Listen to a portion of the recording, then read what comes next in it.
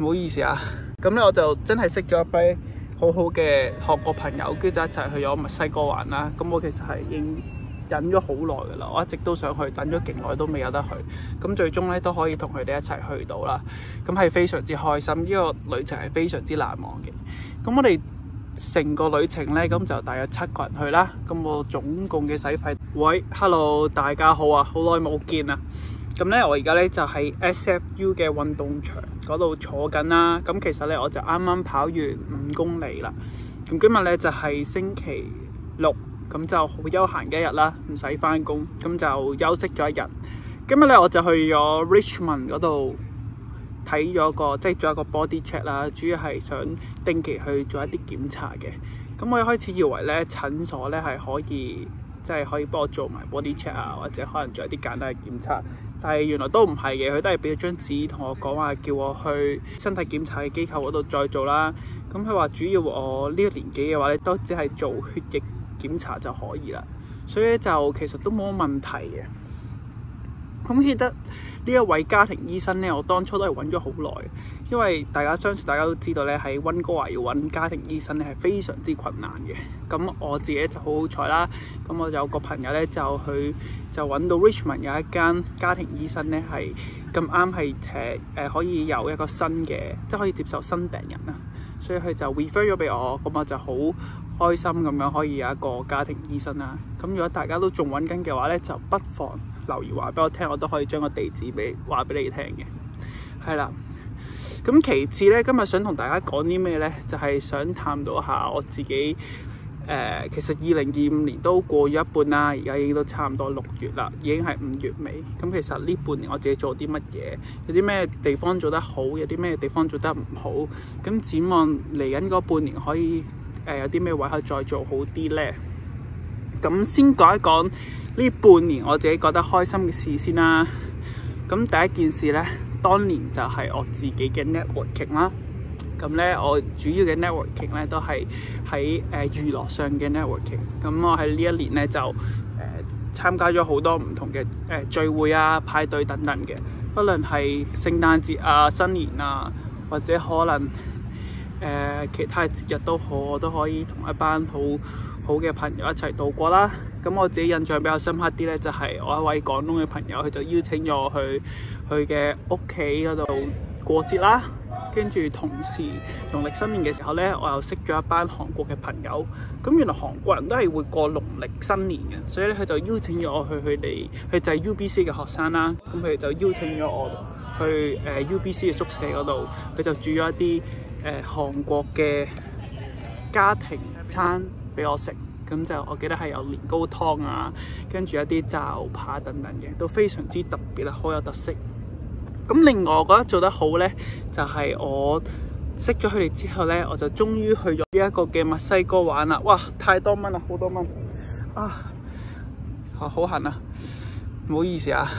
咁咧我就真係識咗一批好好嘅韓國朋友，跟住就一齊去咗墨西哥玩啦。咁我其實係已經忍咗好耐噶啦，我一直都想去，等咗勁耐都未有得去。咁最終咧都可以同佢哋一齊去到啦。咁係非常之開心，呢個旅程係非常之難忘嘅。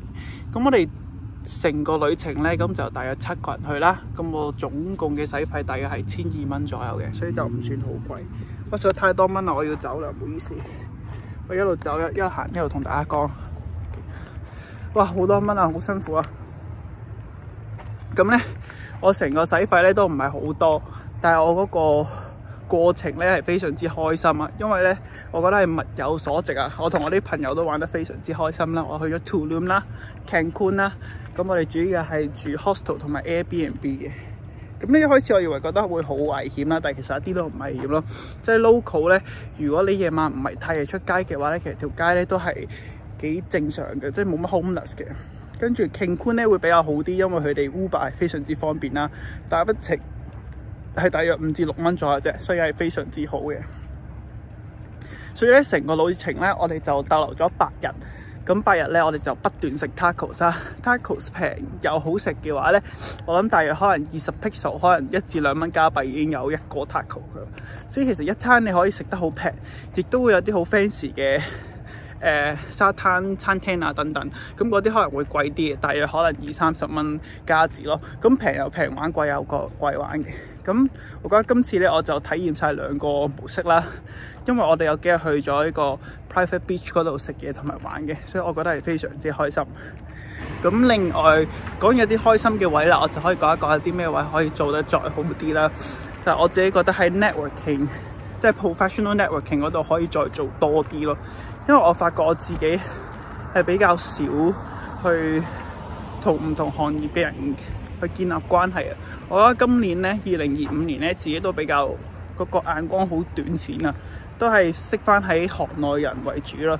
即係可能 networking 都係識翻一啲 investment 啊、CFA 啊等等嘅人，但係其實我自己覺得我唔可以將自己局限於呢一啲圈子入面咯，因為我覺得工作上佢哋嗰啲人物一定會對我有幫助，但係如果喺思維突破啊，或者對呢個世界嘅眼光我要擴闊多啲嘅話咧，我係要同唔同嘅人去接觸嘅，例如可能律師啊、醫生啊、YouTuber 啊，或者可能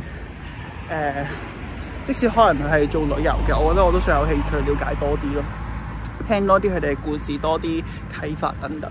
咁呢一個就係我2025年下半年我會想做到嘅一個少少目標啦。咁另外咧，我就係想喺我嘅朋友圈入面咧，再做多啲突破啊。因為咧，我而家主要都係識翻亞洲嘅朋友，即係 Asian 為主啦。咁我希望可以再有多啲突破，係可以識多啲 local 嘅 Canadian 啦，可以識一啲非亞裔嘅朋友仔啦。因為我自己其實係中意識唔同嘅朋友嘅，因為每一個唔同種族啊、唔同嘅背景嘅人咧，都會俾我一個新嘅體驗，所以我希望可以繼續再識多啲唔同嘅人。咁最後啦，就係我自己希望嚟緊呢半年咧，可以喺工作上面可以再有突破啦。咁唔一定係講緊職位上嘅突破，可能係喺公司嘅一啲責任啊，同同事嘅關係啊，係啦，咁就係咁多啦。咁我都想 keep 住啲片短啲為主，因為我成日都覺得啲片太長啦。所以咧今日咧就分享係咁多啦。咁希望大家喺啱啱嗰半年都可以過得好充實啦。嚟緊呢半年咧都可以繼續做到自己所追求嘅一啲目標。咁相信有啲人都仲等緊嚟 PR 啊，或者喺工作上有啲阻滯，但係都唔緊要嘅。我都覺得係中途一啲挫折咧係正常嘅，即係我喺工作上面其實都有好多，但係只要一步一步去堅持啊，或者去學習咧，只要唔放棄嘅話咧，我覺得係會有回報嘅。咁咧喺度就希望大家下半年一切順利啦。咁如果中意條片嘅話咧，就記住 like 呢條片同埋 subscribe 我嘅 channel。咁我哋下一集再見啦，拜拜。